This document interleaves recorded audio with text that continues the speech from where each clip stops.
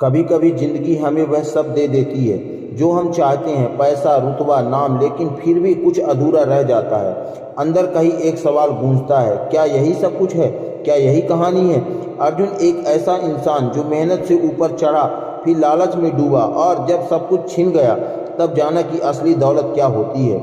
यह सिर्फ उसकी नहीं, हम सब की कहानी है। जब कर्म गलत हो जाए तो यूनिवर्स कैसे जवाब देता है, और जब कर्म सुधर जाएं तो वही यूनिवर्स कैसे वरदान बन जाता है। इस कहानी में आप पाएंगे पश्चाताप, परिवर्तन और पुनर्जन्म। यह कहानी है कर्म और सिद्धांत अपनी अमीरी की असली कुंजी की शुरुआत करते हैं उस क्षण से जब अर्जुन ने पहली बार सोचा था कि दुनिया यूं ही चलती है। लेकिन उसे क्या पता था कि दुनिया नहीं, कर्म चलता है। सब कुछ अर्जुन का जन्म एक छोटे शहर के बेहद साधारण परिवार में हुआ था। पिता सरकारी स्कूल में अध्यापक थे और माँ एक धर्मपरायण गृहिणी घर की थी। घर में सुबह ओम के जाप से दिन शुरुआत होता था और रात को रामायण की चौपाइयों के बीच नींद आती थी। अर्जुन का जीवन प्रारंभ से ही सादा, अनुशासित और मूल्यों से भरा हुआ था। पिता उसे हमेशा कहते, बेटा कर्म ही पूजा है, जो बोओगे वही मिलेगा। और अर्जुन इस बात को अपने बाल मन में किसी मंत्र की तरह बिठा चुका था। वो पढ़ाई में अच्छा था, स्कूल में अव्वल आता था, मंदिर जाता था और अपने छोटे भाई बहनों की देखभाल करता था। उसके अंदर एक जिम्मेदार और संवेदनशील इंसान पल रहा था। कॉलेज के दिनों में उसने कई बार आर्थिक तंगी देखी, कई बार किताबें पुरानी खरीदी पढ़ी, कई बार दोस्तों से उधार लेकर परीक्षा की फीस भरी। लेकिन अर्जुन की लगन डिग्री नहीं, उसकी मेहनत थी, रंग लाया और उसने एक प्रतिष्ठित कंपनी में नौकरी मिल गई उसे। उस कंपनी में पहली बड़ी सफलता थी। जब उसे पहला वेतन मिला तो उसने माँ को एक साड़ी और पिता को एक नई घड़ी भेंट में दी। वो दिन उसके लिए किसी पर्व से कम नहीं था। कार्यालय में भी अर्जुन बेहद मेहनती निकला, अपने सीनियर्स की बात सुना और ध्यान से सुनता रहा, समय से पहले काम पूरा करता और कभी भी किसी को धोखा नहीं देता। इसी गुण के कारण वह जल्दी प्रमोशन पाने लगा। कुछ ही वर्षों में एक छोटी टीम का लीड बन गया। लेकिन यहीं से कहानी एक नया मोड़ लिया। अर्जुन का संपर्क अब बड़े कॉर्पोरेटर, ग्राहकों और ऊंचे ओहदे के लोगों से होने लगा। उसे दिखने लगा कि कुछ लोग जो उसके कम मेहनती थे उसने कई गुना अधिक कमा रहे हैं, लेकिन सिर्फ इसलिए क्योंकि वे शॉर्टकट अपनाते थे। किसी से उसे कहा कि भाई, इस दुनिया में ईमानदारी से सिर्फ चाय मिलती है, बंगला नहीं। शुरू में अर्जुन को यह बातें गलत लगती थी, लेकिन जब उसने देखा कि एक ही बैच का उसका साथी जो लगातार कंपनी के पैसे से क्लाइंट को गिफ्ट देता था ऊंचे पद पर पहुंच गया था, तो उसने मन में हलचल हुई। वो सोचने लगा, क्या मैं भी ही इसी मूर्ख हूँ जो अब भी आदर्शों में जी रहा हूँ? क्या पापा की बातें अब पुरानी हो चुकी हैं? अर्जुन के अंदर धीरे धीरे एक संघर्ष पैदा होने लगा। आदर्श और प्रगति के बीच उसकी आत्मा अब भी उसे रोकने लगी, और लेकिन मन में दुनिया की चमकचम बहने लगी थी। एक दिन कंपनी के एक डेटर को लेकर बड़ा प्रोजेक्ट आया। इसमें अर्जुन को सामने वाला क्लाइंट को कुछ रिश्वत देनी थी ताकि डील पास हो जाए। पहले तो उसने साफ मना कर दिया, लेकिन जब उसने बॉस से कहा कि तू करेगा तो तेरा ही नाम होगा, नहीं तो किसी और को भेज दूंगा, तो वह झिझकता हुआ पहली बार उसने उस संस्कार को तोड़ा और रिश्वत दी। वह रात को उसने करवटों में कांटे लेकर अगले दिन जब खबर आई कि डील पास हो गई है और उसका नाम मैनेजमेंट के सामने चमकने लगा, तो उसके अंदर का अपराधक बोझ थोड़ी देर के लिए शांत हो गया। वह सोचने लगा, शायद दुनिया सच में ऐसी ही चलती है, अगर मैं न करता तो कोई और करता। यहीं से अर्जुन का नैतिक पतन शुरू हो गया था। अब वह हर डेटर, हर प्रोजेक्ट को एक और मौके के रूप में देखने लगा, जहां थोड़ा बहुत घुमाकर समझाकर दूसरों को प्रभावित करके वह अपनी स्थिति को और मजबूत कर सकता था। उसने सीख लिया था कि कहाँ झूठ बोलना है, किसे गिफ्ट देना है, किसे फुसलाना है, और धीरे धीरे उसका बैंक अकाउंट भरने लगा था, पर आत्मा खाली होने लगी थी। उसने अपने माता पिता से झूठ बोलना शुरू कर दिया। सब अच्छा चल रहा था, मेहनत रंग ला रही थी, लेकिन उसके चेहरे की चमक धीरे धीरे बुझने लगी थी। वो दिखावे में जीने लगा था। महंगी गाड़ी, ब्रांडेड कपड़े, नए गजेट सब कुछ था, लेकिन अंदर कहीं कुछ टूट रहा था। रातों रात वह अकेला होता गया, अपने कमरे की खामोशी से डरने लगा था। वह टीवी की आवाज़ तेज करता, शराब पीता और या किसी पार्टी में खुद को खो देता, ताकि भीतर की उस अनकही सिसकती हुई को ना सुनना पड़े, जो हर पल उसे कहती थी कि तू वह अर्जुन नहीं है जो था। कभी कभी वह खुद को आईने में देखता और पूछता, क्या यही हूँ मैं? क्या यही वह अर्जुन है जिसने पहले वेतन से माँ को साड़ी दी थी? क्या वही अर्जुन है जो पापा की आंखों में गर्व लाया था, पापा को घड़ी गिफ्ट की थी? एक दिन उसने एक पुराना फोटो एल्बम खोला। उसने अपनी उसकी तस्वीर निकाली जो कॉलेज के समय एक साधारण लड़का था, जिसकी आंखों में चमक थी और सीने में आदर्श। उस तस्वीर को देखते हुए अर्जुन रो पड़ा। आंखों से आंसू बहने लगे थे, लेकिन उस दिल को राहत नहीं मिल रही थी। उसे समझ नहीं आ रहा था कि वह कौन था, आज का अर्जुन वह था या कल का जो कभी था। उसने जीवन का सबसे बड़ा विरोधाभास यही था कि बाहर की दुनिया उसे सफल मान रही थी, लेकिन अंदर की आत्मा उसे रोज दोषी ठहरा रही थी। वह एक ऐसी लड़ाई लड़ रहा था जहां जीतने पर भी हार मिलती है। यहीं पर अर्जुन की आत्मा ने पहली बार पुराना और रुका कि जब तू बहुत दूर आ गया है, क्या लौटना अब भी संभव है? क्या इस प्रश्न ने उसकी नींद को, उसकी चैन और उसकी दुनिया हिला दी थी। अर्जुन अब भी मुस्कुरा कर कहता है कि सब ठीक है, लेकिन मन में तो कुछ और ही हलचल हो रही थी। उस मुकाम पर था जहां उसने पास सब कुछ था, वह धन, शोहरत, पावर, लेकिन फिर भी वह अंदर से खाली महसूस करता था। उसकी आत्मा जैसे हर रोज कई सौ गीत गा रही थी, लेकिन उसने इस दर्द को नजरअंदाज किया। उसने सोचा यह सब तो सोचने का वक्त ही नहीं है, आगे बढ़ना है और तेजी से। लेकिन यूनिवर्स उसकी यात्रा में अब हस्तक्षेप करने का फैसला कर दिया, या धीरे धीरे बुरे कर्मों के बीज फल देने लगे, और वह फल मीठे नहीं थे। पहला झटका उसे तब लगा जब उसने सबसे पुराने क्लाइंट ने अचानक डील तोड़ दी और कोई कंपनी कमीशन देकर उसका प्रोजेक्ट हथिया चुकी थी। अर्जुन ने भी तो यही किया था कि किसी और के साथ, अब की कोई उसके साथ कर रहा था। अब भी कुछ ही हफ्तों में उसकी कंपनी में एक अकाउंट में गड़बड़ी पाई गई।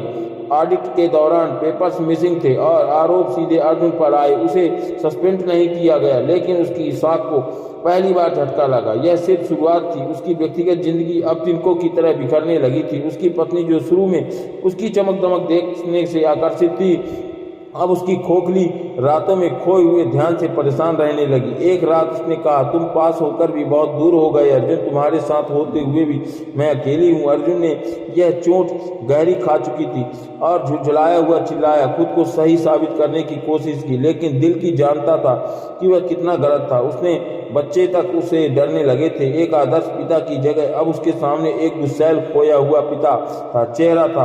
और फिर वह दिन आया जब उसका सबसे भरोसेमंद दोस्त, जिसके उसने साथ कॉलेज से कंपनी तक सफर तय किया था, उसे छोड़ गया। उसने एक और कंपनी ज्वाइन कर ली और जाते जाते सिर्फ इतना कह गया कि मुझे वह अर्जुन याद आता है जो सच्चाई से डरता नहीं था, पर आज तुम खुद से डरते हो। अर्जुन के जीवन की दीवारें अब एक एक करके गिरने लगी थी। एक बड़े प्रोजेक्ट और फर्जीवाड़ा उजागर हुआ और अर्जुन का नाम सामने आया। उसे कोर्ट में पेश होना पड़ा। मीडिया ने उसे घेर लिया, उसकी तस्वीर अखबारों में छपने लगी। अब वो हीरो नहीं, एक धोखेबाज की तरह देखा जा रहा था। सबसे बीच अर्जुन का मानसिक संतुलन डगमगाने लगा। वो रात भर जागना, सिर पकड़कर बैठ जाना और कभी पुरानी वीडियो देखकर, कभी पुराने मेल्स पढ़ता और खुद से बार बार पूछता, कहाँ गया वह? हर दिन उसके भीतर एक हाहाकार उठता था। आत्मा चिल्ला चिल्ला कर कह रही थी कि तू सुन क्यों नहीं रहा? तेरे कर्म ही तेरा परिणाम बना रहे हैं। इसी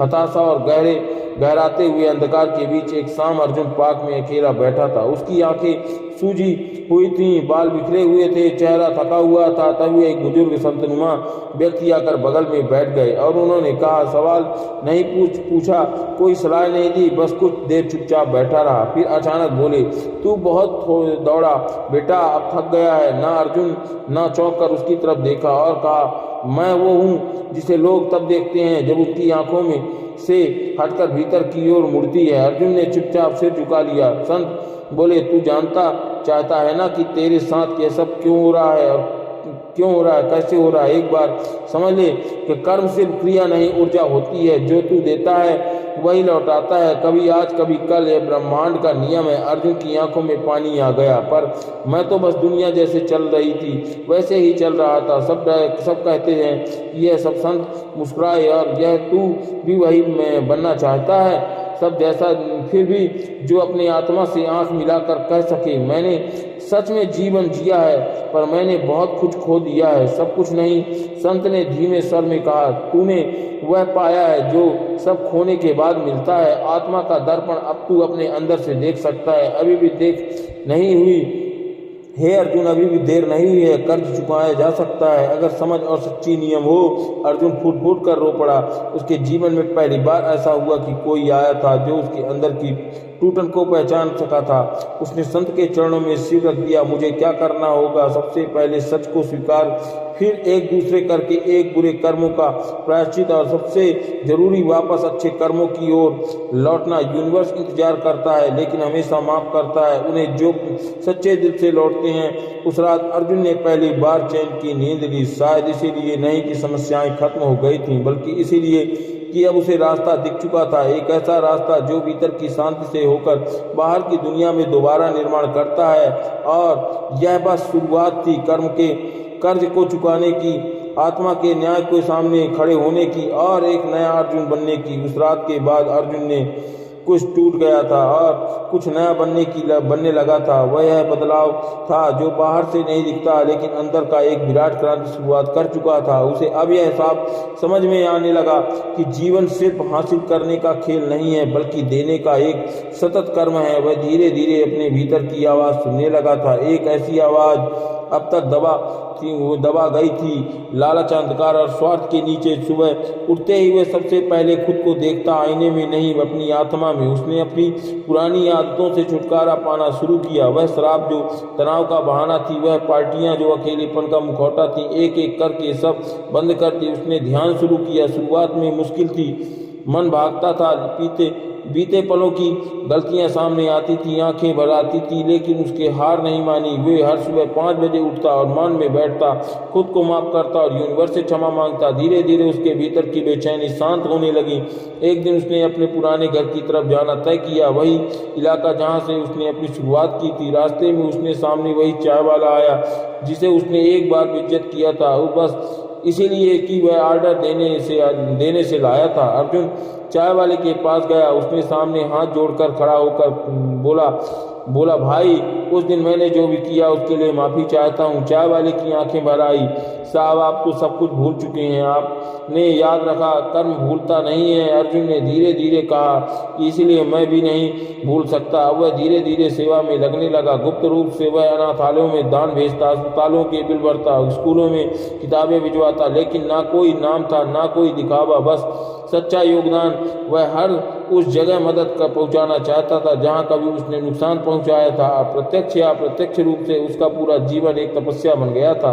बाहर से शांत, भीतर से सक्रिय। वह अब लोगों से कम बोलता था, लेकिन जब बोलता तो उनकी आंखों में झांक कर उसके जीवन में पहली बार एक स्थिति आई थी, इनर डिसिप्लिन। हर रोज का ध्यान, संयमित आहार, मौन की साधना और रात को आत्मनिरीक्षक। उसने इसे अपना जीवन बना लिया था। उसने अपने पुराने स्टाफ को एक एक कर खोजने लगा जिसके साथ उसने कभी कठोरता की।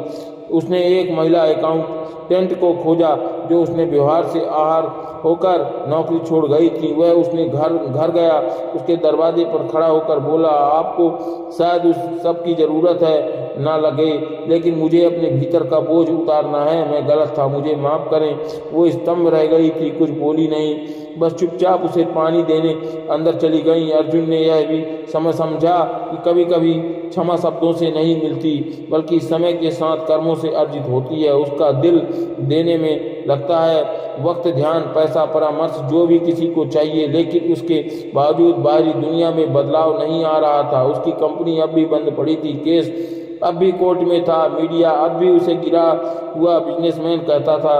पर अर्जुन अब इन चीज़ों से विचलित नहीं था और विचलित नहीं होना चाहता था। एक शाम वो संत फिर दिखे मंदिर के बाहर एक पेड़ के नीचे। अर्जुन ने उनके पास गया और बोला, मैं सब कर रहा हूँ लेकिन सब वैसा ही है क्यों? संत मुस्कुराए, कर्म बदलने का मतलब यही नहीं है कि फल तुरंत बदल जाए, यह यूनिवर्स की परीक्षा है। क्या तू सच में बदल गया है या सिर्फ फल पाने के लिए कर्म बदल रहा है? अर्जुन चुप रहा। उसने मन में यह प्रश्न कई बार आया और अब उसे उत्तर मिल गया था कि वह जान गया था कि जो वह कर रहा है वह एक संकल्प है, एक तप है, ना कि कोई सौदा। अब उसका चेहरा बदल गया था, आत्मविश्वास से नहीं संतोष से चमकता हुआ। अब उसने कर्म सिर्फ दुनिया नहीं, खुद उसकी आत्मा को बदल रहे थे और शायद यही असली अमीरी थी, भीतर की अमीरी से जो बाहर के बदलते मौसम से प्रभावित नहीं होती। अर्जुन का जीवन एक साधक की तरह था, संयमित स्थिति और सेवा में रमा हुआ, लेकिन यूनिवर्स का नियम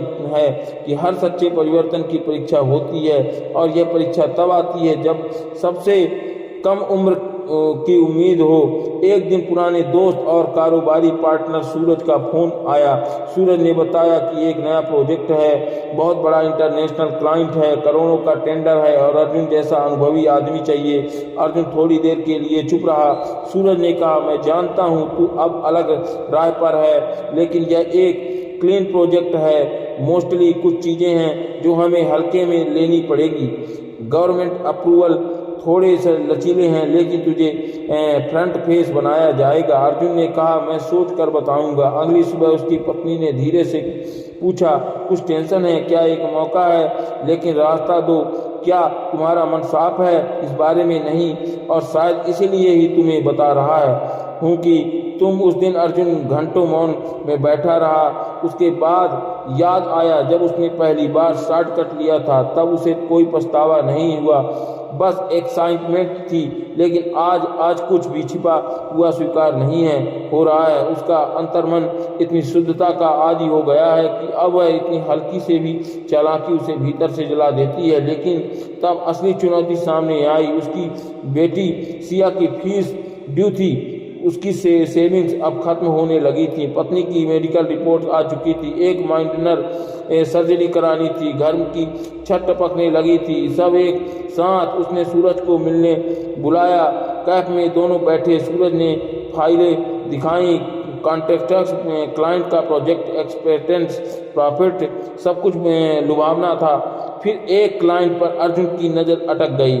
उसने एक अप्रूवल दिखाया गया जो टेक्निकल रूप से अब तक नहीं मिला था। यह क्या है? बस एक फॉर्मल चीज़ है यार, जैसे पहले करते थे, जल्दी मिल जाएगा, पैसा देकर। अर्जुन की सांस रुक गई। वह जानता था क्या वही जगह है जहां पहले गिरा था, सिर्फ पैकेज नहीं था। उसने फाइल बंद की, सूरज की आंखों में देखा और कहा नहीं, वहां से चल पड़ा। और जैसे ही वहां से चल पड़ा तो वो सूरज बोलता है, क्या तू पागल हो गया है? तुझे क्या लगता है तेरे संत बनने से दुनिया बदल जाएगी? शायद नहीं, लेकिन मेरा मन जरूर बदल गया है। मैंने कुछ अपने मन की कीमत पता की है। सूरज उठकर चला गया। अर्जुन वहीं बैठा रह गया, अकेला लेकिन शांत। रात को पत्नी ने पूछा, क्या हुआ? अर्जुन ने कहा, हम शायद कुछ और दिन तक आर्थिक तंगी में रहेंगे, लेकिन आज मैं एक बहुत बड़ा बोझ उतार कर आया हूँ। अगले दिन एक चमत्कार हुआ, बिल्कुल सरल तरीके से लेकिन सच्चा। उसका पुराना इन्वेस्टमेंट जो अमेरिका शिफ्ट हो गया था, उसने उसे मेल भेजा। उसने अर्जुन की ट्रांसफॉर्मेंस जर्नी लंदन पर देखी थी और डीपली एक्सपेरिमेंट हुआ था कि उसने कहा, एक नॉन प्रॉफिट स्टार्टअप में इन्वेस्टमेंट करना चाहता हूं जो समाज के लिए कुछ अच्छा करे। अगर तुम लीड कर सको तो मैं कैपिटल इन्वेस्टमेंट करूंगा। अर्जुन अवाक रह गया और कुछ ना बोला। चुपचाप रहते हुए वह मेल किसी ईश्वरीय संयोग से कम नहीं, यह यूनिवर्स जैसे बोल रहा है कि मैं देख रहा था कि अब तुझे रिवार्ड मिलेगा। अर्जुन ने उसे रात संत को देखा और फिर वही मंदिर, वही पेड़। संत मुस्कुराए, क्या समझा तूने कि यूनिवर्स रिवार्ड दे भी सकता है, पर सबसे पहले वह हमारी नियत की परीक्षा लेता है और सही उत्तर उसी के पास होता है जो नियत से सही हो। अर्जुन ने सिर झुकाया और बोला, उसने कोई बड़ा फैसला नहीं लिया है, बस एक सही रास्ता चुना था जब हर तरह गलत के लिए प्रलोभन था। और शायद यही असली विजय थी, जब आप अपनी आत्मा से धोखा ना करें, चाहे दुनिया कुछ भी कहे। अगर उसका नया सफर शुरू होने वाला था, बिना डर, बिना छल, बिना छल के सिर्फ कर्म और सत्य के आधार पर एक बार अर्जुन ने सत्य की राह पकड़ ली तो जीवन में गति भले ही धीमी रही, दिशा बिल्कुल साफ थी। जिस निवेशक ने उसने संपर्क किया था वह सिर्फ धन नहीं बल्कि दृष्टिकोण भी लाया था। उन्होंने मिलकर एक ऐसा स्टार्टअप डिजाइन किया जो समाज की सेवा भी करता था और व्यापारी शुरू से भी मजबूत था। वह संस्था युवाओं को सशक्त बनाने, कौशल सिखाने और स्वावलंबी बनने की राह पर मदद करती थी। शुरुआत में टीम छोटी थी, कुछ पुराने दोस्त, कुछ युवा जिन्हें अर्जुन ने पहले गलत रास्ते से खींचकर सही दिशा में लाया। अर्जुन ने एक नियम रखा, हर निर्णय से पहले एक मौन सत्र होना है जहां टीम अपनी इंटरेस्ट साफ करेगी। कोई निर्णय सिर्फ पैसे के लिए नहीं कि लिया जाएगा, उसका उद्देश्य, परिणाम और दूसरों पर असर पहले सोचा जाएगा। धीरे धीरे यह स्टार्टअप वायरल हो गया। सोशल मीडिया पर एक वीडियो वायरल हुआ जिसमें एक लड़का कह रहा था कि मेरी जिंदगी एक गलतियों में बीत रही थी, लेकिन अर्जुन सर ने मुझे कोडिंग सिखाई। आज मैं अपनी माँ के लिए घर खरीद रहा हूँ। अर्जुन अब वह बस इंसान बन चुका था जिसकी संपन्नता में दूसरों की रोशनी थी। उसकी अमीरी उसकी बैंक बैलेंस से नहीं बल्कि जिन जिंदगियों को उसकी अपलिफ्ट किया उसने माफ़ी मांगी जाती है और उसमें मापी जाती है कि एक दिन जब पुराना जान पहचान वाले व्यक्ति ने कहा कि यार तू तो अब करोड़पति बन गया है। अर्जुन मुस्कुराया नहीं, बस एक माध्यम बन गया। उस असली संपत्ति तो उन चेहरों पर है जो अब मुस्कुराते हैं। उसका स्टार्टअप धीरे धीरे राष्ट्रीय पहचान पा गया था। उसे गवर्नमेंट में से सहयोग मिलने लगा, अवार्ड आने लगे।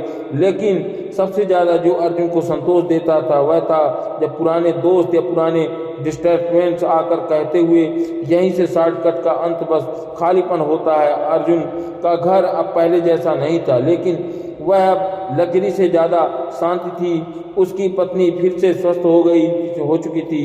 बेटी एक NGO चला रही थी। एक दिन वह मंदिर से उस संत से फिर मिला। संत ने सिर्फ उसका इतना कहा कि तू अब सिर्फ अपने लिए नहीं कमाता, तू अब एक कार्मिक डिस्ट्रीब्यूटर बन गया है। तेरे कर्म वेल्थ को फ्लो करता है। अर्जुन की आंखें भर आई। उसका पैसा अब सिर्फ सेल्फिश नहीं था, वे सोलफुल बन चुका था। अर्जुन के पुराने सहयोग से पहले उसे छोड़ गए थे उसने में से कई वापस लौटे, लेकिन एक बार सीखने के लिए उसने स्टाफ आपके अंदर छोड़े गए।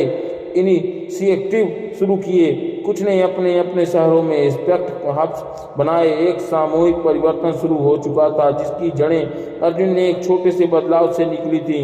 एक दिन एक नौजवान लड़का अर्जुन के पास आया, बिल्कुल वैसा जैसा कि वो खुद 20 साल की उम्र में था। आंखों में डर पर दिल में चाय।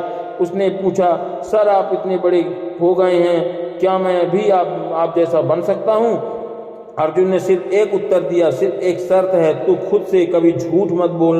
वह मुस्कुराया और भीतर से उसकी आत्मा से कहा, यही सच्ची कमाई अमीरी है। जब तुम्हारा कर्म ऐसा हो जाए कि दूसरों को भी समृद्ध कर दे तो बिना शोर बिना स्वार्थ बस सेवा के भाव से यूनिवर्स अब उसकी साथ फ्लो में था। ना कि अधिक ना कि कम, बस उतना सिर्फ जरूरी था। और वह सब जो उसे मिल रहा था वह दूसरों में बांट रहा था। यही कर्म की कमाई थी। जब ईमानदारी अमीरी की असली कुंजी बन जाती है तो समय बीतता गया। अर्जुन की उम्र 50 के पार हो चुकी थी, लेकिन उसकी आंखों में अब भी वैसे की चमक थी। बस वह चमक अनुभव की थी, तब की थी और उस शांति की थी जो केवल आत्मा को समझ आ चुकी थी। उसकी स्टार्टअप अब एक मूल वेट में बन चुका था। भारत के अलग अलग हिस्सों में छोटे छोटे सेक्टर्स खुल चुके थे जिसके उद्देश्य था कि सेवा, कर्म की समझ और समाज में मूल आधारित उद्यमिता। अर्जुन अब रियलिटी ही बिजनेसमैन मीटिंग में जाता था। उसका ज़्यादा समय मेंटोरशिप में बीतता था। हर हफ्ते में 10 नए युवाओं से मिलता, उनके सवाल सुनता, उनकी नियम परखता और फिर उनकी आत्म को जटली जगाता। एक दिन उसके पास एक आवेदन आया मेंटोरिंग के लिए। जब उसने नाम देखा तो वही बैठा रहा था। नाम था आदित्य मल्होत्रा। यही वह इंसान था जिसे अर्जुन ने 20 साल पहले अपने पहले व्यापार में धोखा दिया था। वही सौदा उसने गलत कागजात बनवाकर आदित्य को नुकसान पहुंचाया था। उस घटना के बाद अर्जुन गिल्ट में था, लेकिन कभी सामना नहीं हुआ। और अब यूनिवर्स ने खुद उसे अर्जुन के सामने खड़ा कर दिया। उस रात अर्जुन सो नहीं पाया। अगली सुबह उसने मीटिंग के लिए हाँ की। जब आदित्य कमरे में आया तो उसकी आंखों में वो पुरानी चुभन नहीं थी, बस थकान थी, जैसे जिंदगी उसे बहुत खींच चुकी थी। उसने कहा, सर मुझे मेंटोर की ज़रूरत है, बहुत कोशिश की, सब कुछ टूट गया है, अब समझ नहीं आता क्या क्या करूं। अर्जुन कुछ पल खामोश रहा और फिर कहा, तू मुझे पहचानता है? आदित्य ने ध्यान से देखा और फिर उसकी आंखों में पानी आ गया। आप वही हैं अर्जुन। गुप्त दोनों कुछ क्षण चुप रहे। फिर अर्जुन ने उसकी ओर हाथ बढ़ाया और कहा, आ चल, अब तू भी कार्मिक साइकिल पूरी कर ले। जो मैंने मुझसे छीना था अब मुझे 100 गुना वापस दूंगा, लेकिन सिर्फ मेंटरशिप नहीं, आत्मिक क्षमा भी। दोनों की आंखों से आंसू बह रहे थे, लेकिन वो आंसू बोझ के नहीं थे, वह आत्मा की सफाई के थे। यह क्या वही क्षण था जब अर्जुन का पास्ट पूर्णता को छू रहा था। उसने आदित्य को अपनी टीम में रखा था, उसका आइडिया रिफाइंस किया, उसने 7 महीनों काम किया और एक आदित्य का स्टार्टअप लॉन्च हुआ। एक ऐसा ऐप जो युवाओं को मानसिक स्वास्थ्य, ध्यान और कर्म की शिक्षा देता था। लॉन्च के दिन आदित्य ने स्टाफ में कहा कि मेरे जीवन के सबसे बड़े धोखे ने मुझे सबसे बड़ा गुरु दिया। उस दिन अर्जुन के मन में कुछ स्थायी हो गया था कि कुछ शांत, स्थिर और गहरा। उसके रात को मेडिटेशन के बाद भी लिखा है, मैं अब दौड़ नहीं रहा, अब मैं बह रहा हूँ। जीवन अब गति नहीं गहराई बन चुकी है। यूनिवर्स की तरफ से अंतिम संदेश भी आया कि गया, ना कोई शोर, ना कोई चमत्कार, बस एक सुबह जब अर्जुन उठकर अपनी छत पर गया तो वह पहली बार उसने भीतर से सुना, अब तू धन से नहीं आत्मा से अमीर है। उसकी बेटी ने उसने लिए एक छोटा सा आश्रम बनाया जहां हर हफ्ते 50 लोग आते, कोई प्रश्न लेकर, कोई दर्द लेकर, कोई दिशा लेकर। अर्जुन अब कोई गुरु नहीं कहता था, वह कहता था कि मैं बस तुम्हारा कार्मिक साथी हूँ, तुम खुद ही गुरु हो। बस अपनी आत्मा से झूठ मत बोलो। एक बार एक विदेशी डॉक्यूमेंट्री फिल्म मेकर उसके मिलने आई और बोला, आपके पास तो अब बहुत पैसा होगा, बैंक बैलेंस कितना है? अर्जुन हंसकर बोला, बैंक बैलेंस नहीं पता, लेकिन हर दिन 10 लोगों के जीवन में बदलाव आता है, शायद यही मेरी असली वेल्थ है। और जब वह रात को ध्यान में बैठता तो उसे एक ऐसा लगता कि जैसे कोई सटल ऊर्जा के चारों तरफ है, शांति, संतोष और एक मौन आशीर्वाद। यूनिवर्स अब कोई परीक्षा नहीं ले रहा, लेकिन अब वह सिर्फ मुस्कुरा रहा है। यात्री अब पूरी हो चुकी है। वह लड़का जो लालच में गिरा था, वह अब उस स्थिति में था जहां आत्मा से धन भारी हो चुकी है, और यही उसकी असली अमीरी, जब कर्मों से धन बहता है और आत्मा उसकी धार को दिशा देती है। अगर अर्जुन की यह यात्रा आपके दिल को छू गई हो, अगर कहीं आप भी जीवन में ऐसी कोई गिरावट हो, कोई पश्चाताप हो या कोई आत्मा झंझोर देने वाला मोड़ महसूस किया हो, तो नीचे कमेंट में जरूर बताइए कि आपकी कहानी किसी और के पुनर्जागरण की वजह बन सकती है। क्या आप जानते हैं कि आपके भीतर एक ऐसी शक्ति छुपी है जो आपके जीवन को पूरी तरह बदल सकती है? जी हाँ, यह शक्ति है आपके अवचेतन मन की। यह मन आपके हर विचार, हर भावना और हर विश्वास को सहेजता है और उसे आपकी वास्तविकता में बदलता है। गौतम बुद्ध ने कहा था, जो तुम सोचते हो वही तुम बनते हो। तो क्या आप तैयार हैं अपने विचार से अपनी दुनिया बदलने के लिए? इस वीडियो में हम जानेंगे कि अवमन कैसे काम करता है, इसे कैसे सही दिशा में इस्तेमाल किया जा सकता है, और कैसे यह अपनी जिंदगी को एक नई ऊंचाई तक ले जा सकता है। अंत तक जुड़े रहिए, क्योंकि यह ज्ञान आपकी सोच, आपके जीवन, आपके भविष्य को बदल सकता है। आइए इस अद्भुत यात्रा की शुरुआत करें। हमारा मन ब्रह्मांड का सबसे रहस्यमय और शक्तिशाली हिस्सा है। इसके 2 पहलू हैं, चेतन मन जो तर्क, विचार और निर्णय के लिए जिम्मेदार है, और अवचेतन मन जो हमारे अस्तित्व का वह हिस्सा है जिसे हम अक्सर नज़रअंदाज कर देते हैं। अवचेतन मन हमारे विचारे, भावनाओं और आदतों की नींव है।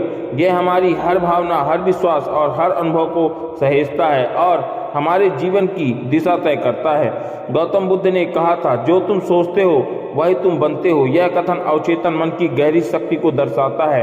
यह मन ना तो तर्क करता है और ना ही विश्लेषण करता है। यह केवल आपके द्वारा दिए गए विचारों और विश्वासों को स्वीकार करता है और उन्हें वास्तविकता में बदलने का प्रयास करता है। यदि आप लगातार नकारात्मक सोच में डूबे रहते हैं तो आपका अवचेतन मन उसे ही अपनी सच्चाई मान लेता है। दूसरी ओर यदि आप इसे सकारात्मक विचार और प्रेरणा से भरते हैं तो यह आपकी कल्पनाओं को सच कर सकता है। अवचेतन मन की शक्ति को समझना और इसे सही दिशा में उपयोग करना किसी जादू से कम नहीं है। यह मन बिना थके बिना रुके हर समय काम करता है। जब आप सो रहे होते हैं तब भी यह आपके लिए काम करता है। यही कारण है कि जब हम रात को सोने से पहले सकारात्मक बातें सोचते हैं तो हमारा अवचेतन मन उन विचारों पर काम करता है और अगली सुबह हमें ऊर्जा और प्रेरणा से भर देता है।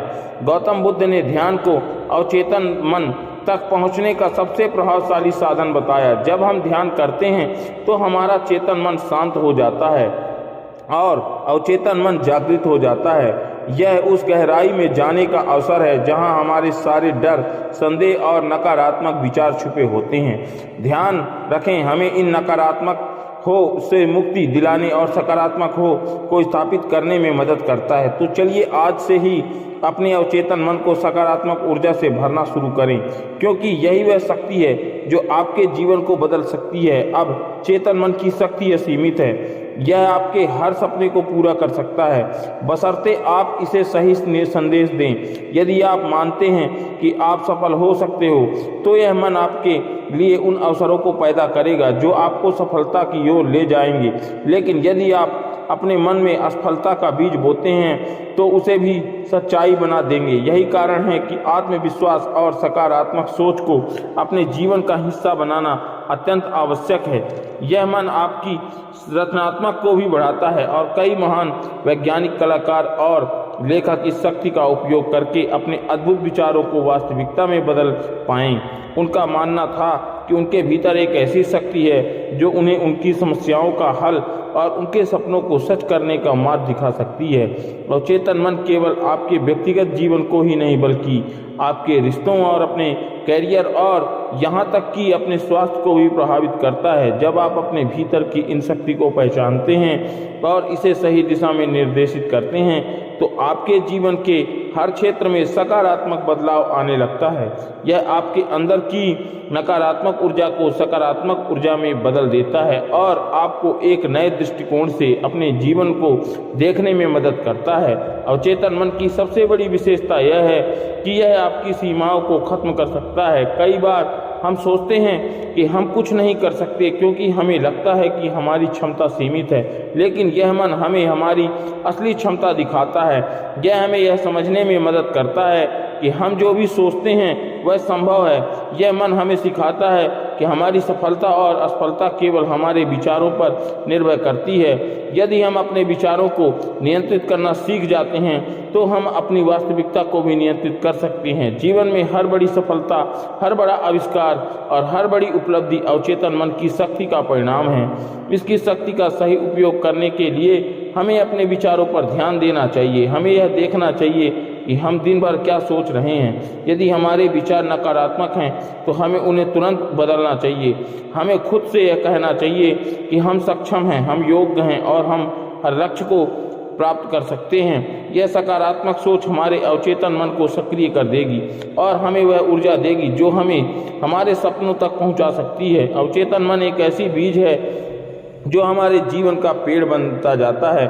यदि आप इससे सकारात्मक विश्वास और आत्मविश्वास के बीच बोएंगे तो यह आपको सफलता का प्रांत देगा और शांति प्रदान करेगा और खुशी का फल देगा।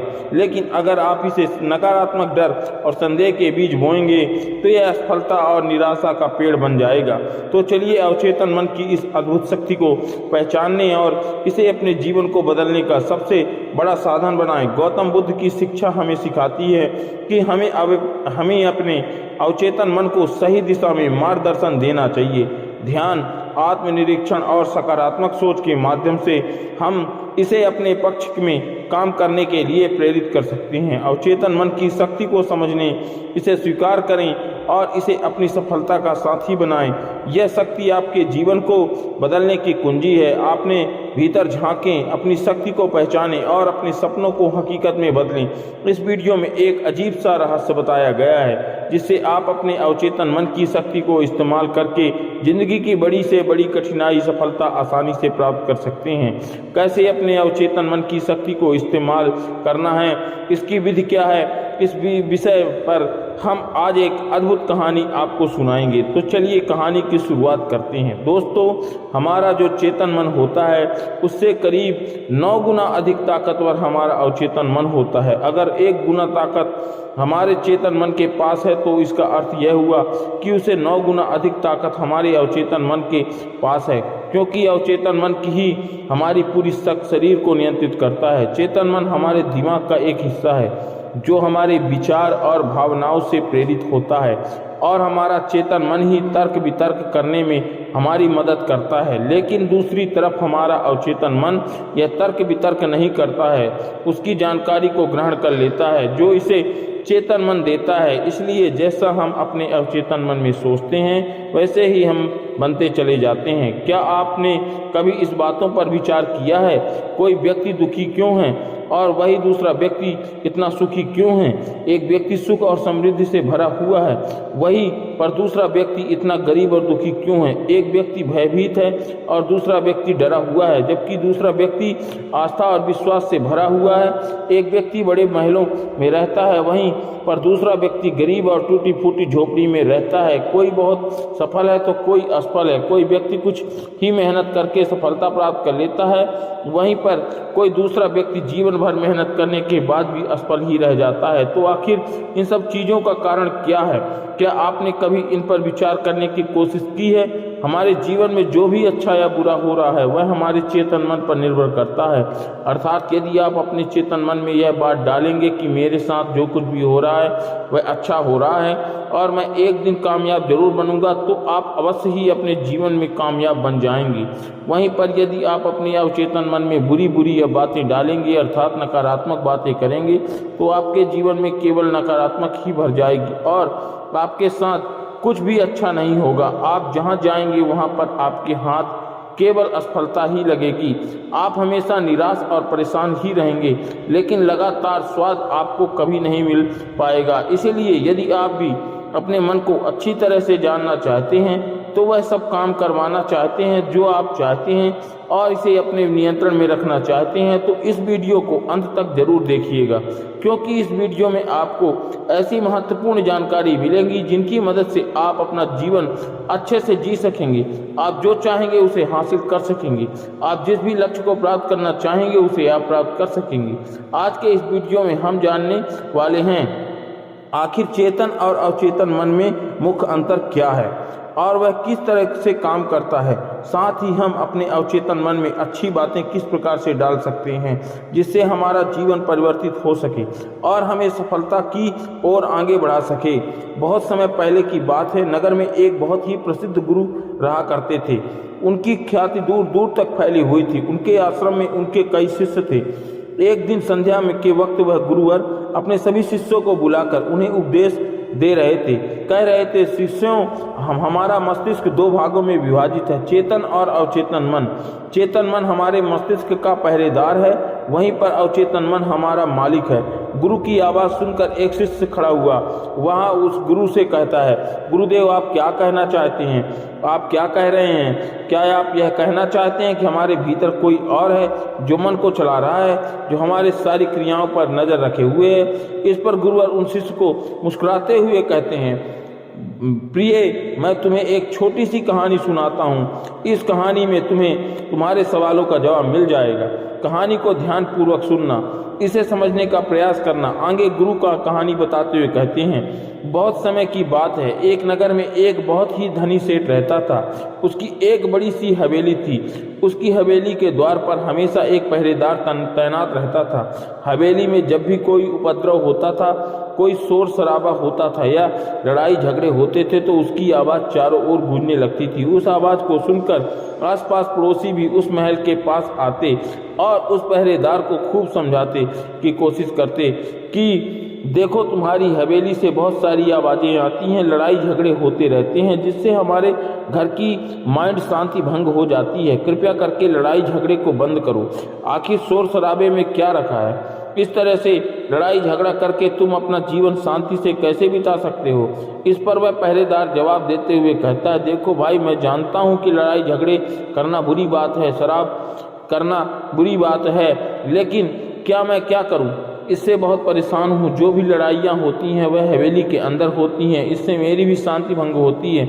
लेकिन आप मुझे क्यों समझा रहे हैं? इसका कारण मैं तो नहीं हूँ, इसका कारण तो मेरा मालिक है, तो आप उसे जाकर समझाइए। यह बात सुनकर पड़ोसी भी कहते हैं कि बात समझ जाता है और बात तो सही है। आखिर इससे इस पहरेदार की क्या गलती है? यह तो केवल अपना काम कर रहा है, गलती तो मालिक की है। वह उपद्रव करता है, शोर शराबा करता है, लड़ाई झगड़े करता है, और जब भी उसे यह सब करने का मन होता है तो वह हवेली के बाहर आता है, उपद्रव करता है और फिर वापस हवेली में जाकर बैठ जाता है। जिन लोगों को भी उस हवेली के मालिक से तकलीफ होती है, जिनकी शांति भंग होती है, तो वे सभी आकर उस पहरेदार को ही समझाने का प्रयास करते हैं। लेकिन क्या इससे यह समस्या सुलझ गई? क्या इस प्रश्न के साथ गुरुवर अपने शिष्यों से कहते हैं, तुम्हें ही बताओ इसका क्या समाधान है? इस पर एक शिष्य गुरु के इस प्रश्न का जवाब देते हुए कहता है, गुरुदेव, जिन्हें उस हवेली के मालिक से तकलीफ है, जो शोर शराबा करते हैं, लड़ाई झगड़े करते हैं और लोगों को शांति भंग कर देता है, उन सभी को उसी से बात करनी चाहिए, तभी तो उसका समाधान निकलेगा। भला पहरेदार की इसमें क्या गलती है? यह तो केवल अपना काम कर रहा है और वह उससे ज़्यादा कर भी क्या सकता है? उसके हाथ में तो और कुछ भी नहीं है। इस पर गुरुदेव मुस्कुराते हुए अपने शिष्य से कहते हैं, भंते, ठीक इसी तरह से हमारा मन भी होता है। हमारा चेतन मन मनुष्य का पहरेदार होता है और पहरेदार को यह अच्छी तरह से पता है कि क्रोध करना बुरी बात है, बुरे शब्दों का इस्तेमाल करना बुरी बात है, अश्लील ख्यालों को में खोए रहना बुरी बात है। अर्थात हमारे चेतन मन को यह बात बहुत अच्छी तरह से पता है कि गुस्सा करना, आलस करना, काम वासना जैसे विचार गलत हैं। यह सभी विकार हमारे भीतर नकारात्मक विचार उत्पन्न करते हैं, जिससे हमारा विनाश होता है। लेकिन वह कर भी क्या सकता है? वह चीज़ उसके हाथ में है ही नहीं, क्योंकि वह चीज़ कर ही नहीं रहा है, यह तो अंदर बैठा मालिक कर रहा है, अर्थात हमारा अवचेतन मन, जो हमसे कोई भी कार्य बहुत ही आसानी से करवा लेता है। और यह सभी बातें हम में से हर कोई अच्छी तरह से जानता है। हमें ऐसा लगता है कि हम अच्छी तरह से समझ चुके हैं, जैसे कि वह पहरेदार समझता था, लेकिन वास्तविकता में तो इससे हमारे जीवन पर कोई भी बुनियादी फर्क नहीं पड़ता। आगे वह गुरु शिष्य से कहते हैं, भाई प्रिय, तुमने भी अपने आप को कई बार यह समझाने की कोशिश की होगी कि मुझे सुबह सही समय पर उठना है, आश्रम की साफ सफाई करनी है, भिक्षा मांगना जाना है और रात को आने के बाद मुझे ध्यान भी करना है, लेकिन क्या इससे कोई फर्क पड़ रहा? इसका जवाब देते हुए शिष्य कहता है, नहीं, बिल्कुल नहीं। मैंने कई बार अपने आप को समझाया कि मुझे इस समय पर यह काम करना है, मुझे अपना समय व्यर्थ नहीं करना है, मुझे अपने समय पर सही उपयोग करना है और मुझे आगे बढ़ना है, लेकिन मैं चाहकर भी उन सभी कार्यों को समझ नहीं पा रहा हूँ, नहीं कर पा रहा हूँ। इस पर गुरुवर अपने शिष्यों से कहते हैं, हे शिष्य, जब भी हम अपने आप को कुछ समझाने का प्रयास करते हैं तो हमें ऐसा लगता है कि अब हम समझ चुके हैं और हम अब अपने कोई भी गलती नहीं होगी। हम सोचते हैं कि अब हमारा जीवन बदल जाएगा और हम जो भी करेंगे वह सब सही होगा, अब तो हम जीवन में सफलता प्राप्त कर ही लेंगे। लेकिन दूसरे ही पल हम यह पाते हैं कि हमारे जीवन में कोई बुनियादी बदलाव आया ही नहीं और ऐसा केवल हमारी नासमझी के कारण होता है और हम अपनी नासमझी के कारण चेतन मन की जगह अपने अवचेतन मन को समझाने का प्रयास करते हैं, अर्थात मालिक को छोड़कर हम पहरेदार से ही बात करते रहते हैं और उसे समझाने की कोशिश करते हैं। लेकिन तुम यह क्या भूल जाते हो कि आखिर वह पहरेदार कर भी क्या सकता है? वह सब उसके हाथ में ही है। नहीं, हमें तो अपने अवचेतन मन को समझाने की आवश्यकता है। बुद्धि अर्थात वह पहरेदार जो यह समझ जाता है कि क्या सही है और क्या गलत है, क्या करना है और क्या नहीं करना है। लेकिन यह सारी बातें केवल हमारे चेतन मन तक सीमित रह जाती हैं। यह सारी बातें हवेली के उस मालिक अर्थात हमारे अवचेतन मन तक पहुंच ही नहीं पाती और यही कारण है कि हमारे जीवन में कभी कोई बुनियादी बदलाव नहीं हो रहा है और नहीं हो पाता है। ठीक उसी प्रकार जैसे कि यदि आपसे कोई कहता है कि पौधे में पानी डालोगे तो वह पौधा एक दिन बड़ा होकर और फिर उसमें फूल आएंगे, फल लगेंगे और आप उस बात को मान लेते हैं और उस पौधे में पानी भी डालते हैं, लेकिन आप पौधे की पत्तियां पर पानी डालते हैं और सोचते हैं कि इसमें फल फूल आएंगे। लेकिन जरा एक बार के लिए यह सोचिए कि अगर पत्तियों पर पानी डालने लगें और उसमें फूल और फल कैसे आएंगे। हमें तो उस पौधे की जड़ में पानी डालने की आवश्यकता है, लेकिन हम में से अधिकांश लोग केवल पत्तियों पर ही पानी छिड़क कर अपने आप को बहुत भाग्यशाली समझने लगते हैं। लेकिन ये सब भूल जाते हैं कि जो पानी वे पत्तियां पर छिड़क रहे हैं वह पानी पेड़ की गहराइयों में तो जा रही है और लेकिन वो उस जड़ तक नहीं पहुंच पा रहा है। ऐसे में उन पौधे पर फल और फूल कैसे लगेंगे। ठीक इसी प्रकार हम भी अपने मन के साथ एक ऐसा ही करेंगे और यही कारण है कि हम अपने जीवन में भी जो भी चाहते हैं वह हमें नहीं मिल पाता है। हम अपने जीवन में फल और फूल चाहते हैं लेकिन हमें नहीं मिल पाते हैं। इस पर शिष्य उन गुरुदेव से कहता है, हे गुरुदेव, फिर हमें क्या करना चाहिए? क्या ऐसा कोई उपाय है जिससे हम अपने चेतन मन की सारी बातें अपने अवचेतन मन तक पहुंचा सकें? क्या ऐसी कोई प्रक्रिया है जिससे हम अपने संदेश को अपने अवचेतन मन तक पहुंचा सकें? इस पर वह गुरु अपने शिष्य से कहते हैं, हे शिष्य, यदि तुम अपने संदेश को अवचेतन मन तक पहुंचा दिया तब तुम जो चाहोगे वह इच्छा प्राप्त कर सकते हो। तुम जैसा चाहोगे उस लक्ष्य को प्राप्त कर सकते हो, क्योंकि हमारा अवचेतन मन हमारे चेतन मन से 9 गुना अधिक शक्तिशाली होता है। तुमने कभी ना कभी देखा ही होगा कि एक मनोवैज्ञानिक जब किसी के मन के गुप्त राज को जानने की कोशिश करता है तब वह मनोवैज्ञानिक जब उसके मन की बात को बाहर निकाल पाना चाहता है, उसके अतीत में जो भी घटना घटी है उसमें साफ साफ रूप से प्रवेश करना चाहता है, तो इसके लिए वह हिप्नोटिज्म का उपयोग करता है। और तुम में से अधिकांश लोगों ने इस प्रक्रिया को देखा ही होगा कि इस प्रक्रिया का प्रयोग करके मन की सारी सूचनाएं अपने आप ही बाहर निकलती हैं। इस प्रकार हर किसी के मन को काबू में करने के लिए हम उससे जो चाहेंगे वह कार्य करवा सकते हैं। हाँ, अब तुम्हारे मन में यह प्रश्न उठ रहा होगा कि शायद वे सभी हमारे अवचेतन मन की चाल को समझते हैं, वे इसी अच्छी तरह से जानते हैं कि उसे किस तरह से अपने काबू में किया जा सकता है। तो इसका जवाब बड़ा ही सीधा और सरल है और इसका जवाब है हाँ, क्योंकि उन्होंने उसके ऊपर कई बार प्रयोग किया और वे इतने निपुण हो जाते हैं कि वे किसी भी दूसरे मन पर अपना काबू कर सकते हैं। और अगर तुम भी अपने अवचेतन मन की बात को समझते हो तो अपने मन की चाल को समझते हो तो तुम भी अपनी ही नहीं बल्कि किसी दूसरे की मन की वश में कर सकते हो। गुरुवर अपने उन शिष्य से कहते हैं, हे शिष्य, अपने अवचेतन मन तक संदेश पहुंचाने के लिए तुम्हें अपने चेतन मन को शांत करना होगा, उसे सुधारना होगा। और ऐसा इसलिए क्योंकि हमारा चेतन मन तर्क वितर्क करने में माहिर है, वह एक पहरेदार है। हमारी रक्षा के लिए हमारा हमेशा तैनात रहना चाहिए। इसीलिए जब भी तुम अपना कोई संदेश उस चेतन मन तक पहुंचाने की कोशिश करोगे तो वह तुमसे तर्क वितर्क जरूर करेगा और हमें अपनी बात अपने मालिक तक पहुंचाने की इजाज़त नहीं देता है। जब तक कि हम अपनी बात अपने चेतन मन को अच्छी तरह से समझा नहीं देते, उसे मना नहीं लेते या उसे शांत नहीं कर देते और हमें अपनी बात अपने मालिक तक पहुंचाने की इजाज़त तक नहीं देता और अपनी बात अपने मालिक तक पहुंचाने की इजाज़त तक नहीं देगा, जब तक कि हम अपनी बात अपने चेतन मन को अच्छी तरह से समझा नहीं देते या उसे शांत नहीं कर देते, तब तक वह हमें उस हवेली में घुसने नहीं देगा। क्योंकि हमारी सामान्य बुद्धि अर्थात हमारा चेतन मन तर्क वितर्क करने में माहिर होता है और यही कारण है कि हम में से अधिकांश लोग अपने अवचेतन मन तक एक साफ और स्पष्ट संदेश पहुंचा ही नहीं पाते।